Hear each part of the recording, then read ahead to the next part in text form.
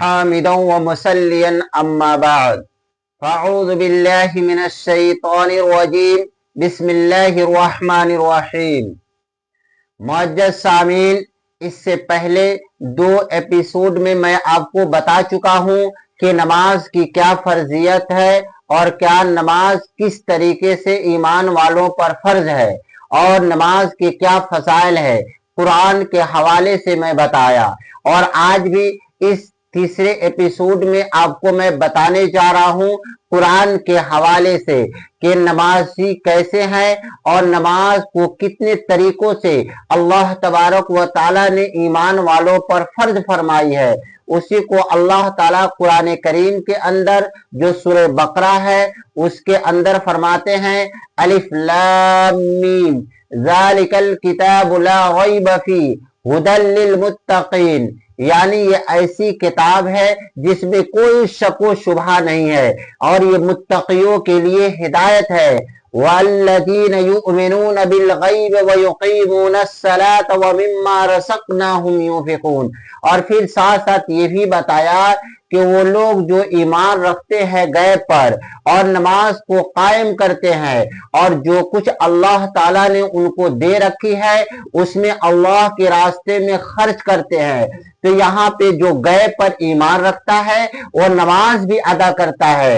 اللہ کو ہم نے نہیں دیکھا، محمد صلی اللہ علیہ وسلم کو ہم نے نہیں دیکھا، جبرائیل کو ان کے پاس آتے ہوئے نہیں دیکھا، لیکن پھر بھی ہم ایمان والوں کا عقیدہ ہے اور اس پر پورا بھروسہ ہے کہ اللہ تبارک و تعالیٰ کی ذات ہے اور اس نے محمد صلی اللہ علیہ وسلم کو اپنی کتاب قرآن مجید دے کر بھیجا اور اسی پر ہمیں عمل کرنا ہے۔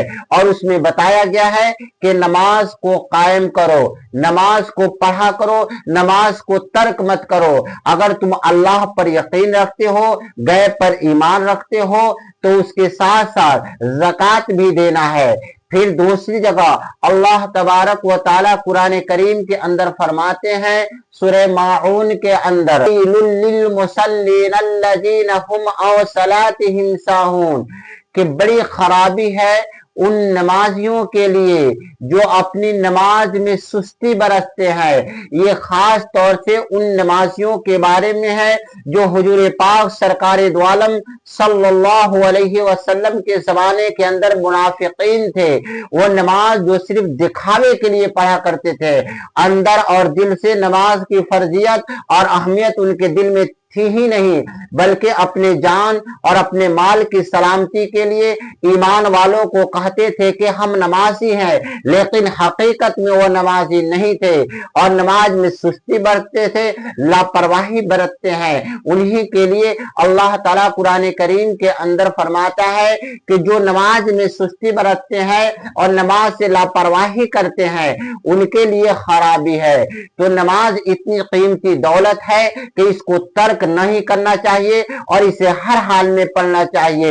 یہ ایمان والوں کا سب سے اہم اور ضروری چیز ہے اور یہی ہتھیار اور یہی سہارا ہے۔